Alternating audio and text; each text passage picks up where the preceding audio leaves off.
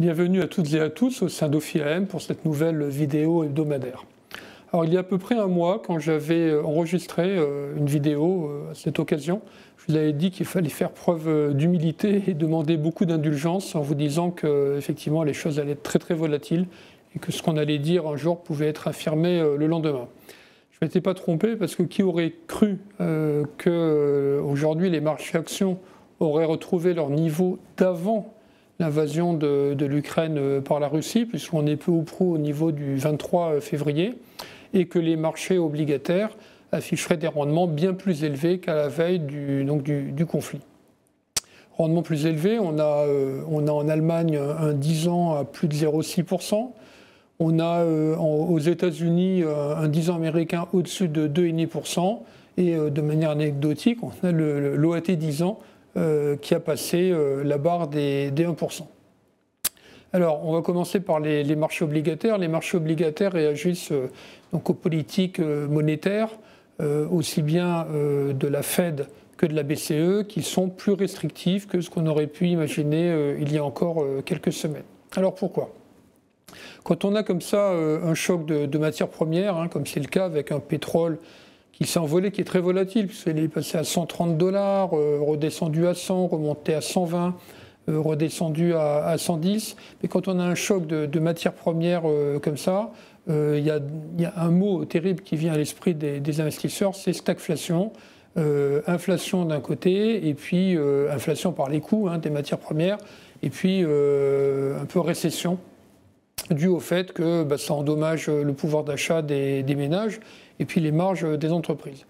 Donc face à cette stagflation potentielle, clairement les banques centrales ont pris le parti de lutter d'abord contre l'inflation, s'occupant de la partie, donc ils ont pris le mot flation dans stagflation et stagnation, ils le verront plus tard.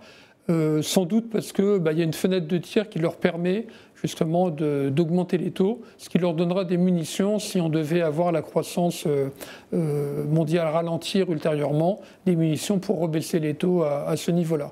Donc ce qui était très important pour les banques centrales, c'est d'ancrer les anticipations d'inflation de manière à ce qu'il n'y ait pas de dérapage. Et de ce côté-là, elles y arrivent, puisqu'on a les taux longs, effectivement, qui se sont tendus. Vous savez que les taux longs viennent en général se poser sur la fin de la hausse des taux courts. Et on a donc des taux courts anticipés entre 2,5 et 2,75% aux États-Unis. Donc les taux longs se sont à peu près rapprochés de ce niveau. Il est possible, il est probable que dans les mois à venir, il y ait des tensions parce que les marchés auront tendance à surréagir par rapport à la politique monétaire de la Fed. Donc considéreront sans doute que la Fed ira un peu plus loin, mais on pense qu'à l'échéance d'un an, avec des tensions qui devraient se calmer, on devrait avoir des marchés obligataires revenus à des niveaux sans doute inférieurs au niveau d'aujourd'hui. Et ça, les marchés actions apprécient. Alors les marchés actions, du point de vue du conflit, ils considèrent, enfin là ils ont choisi de regarder ça positivement en considérant qu'on allait vers une négociation et sans doute une Ukraine qui répondrait en partie aux exigences russes vis-à-vis du Donbass, de la Crimée, de la neutralité à venir de ce pays. Donc les marchés actions, alors c'est risqué, mais considèrent que le conflit ne devrait pas s'embraser, et surtout que les sanctions qu'on craignait sur l'importation du gaz russe et du pétrole russe n'auront pas lieu. Il faut savoir que si elles avaient eu lieu, on aurait eu un prix du pétrole qui aurait largement dépassé le niveau actuel et qui aurait sans doute tangenté 160 ou 170 dollars le baril. Alors c'est pas fini, mais en tout cas les marchés actions considèrent que ça n'aura pas lieu. Du point de vue des bénéfices, on va avoir des révisions de bénéfices à la baisse pour 2022 parce qu'effectivement le commerce international est un peu grippé. Premier point.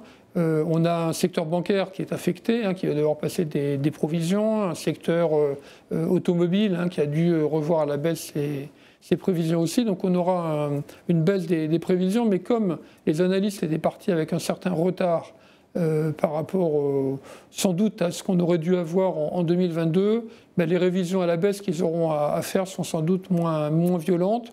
Et on considère toujours qu'on devra avoir entre une stagnation et une légère progression des bénéfices cette année. Mais ce qui fait qu'effectivement, avec les marchés, qui avaient quand même baissé avant de remonter cette semaine, on arrivait à des cours, des price earning ratio relativement dans la moyenne historique. Et si on considère que les taux ne vont pas déraper plus, le marché action apparaît bien payé. Alors c'est ce qui nous amène à être neutre. Neutre pourquoi? Parce qu'on ne voit quand même pas un énorme potentiel sur les marchés actions, sachant qu'il y a tout un pan de ces marchés qui est constitué de valeurs défensives et ce qu'on appelle les proxys obligataires qui sont sensibles quand même à la remontée des taux d'intérêt, qui voient leur valorisation amoindrie. Et on a aussi quand même les valeurs cycliques, comme les bancaires, qui vont devoir donc passer des provisions. Donc on ne s'attend pas à une envolée du marché action, mais d'un autre côté, on ne pense pas non plus, sauf embrasement en Ukraine, qui devrait baisser fortement. Justement parce qu'effectivement, il y a ces bénéfices qui tiennent toujours et un niveau de valorisation qui est revenu conforme à peu près à la moyenne.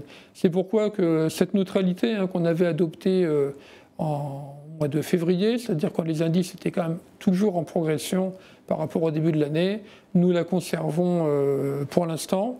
Il est bien clair que le marché va rester très volatile, nous adopterons à ce moment-là notre opinion au niveau de marché, mais pour l'instant nous préférons rester neutres sur ces marchés actions. Et un dernier point quand même sur la Chine, vous n'a pas échappé que le Covid finalement c'était pas fini, c'est pas fini dans le monde puisqu'on a des chiffres assez impressionnants, notamment en France. Mais en Chine, où ils ont la politique zéro Covid, ils sont en train de confiner, notamment Shanghai, qui est une énorme ville et qui est confinée donc en deux parties, en deux fois, on va dire.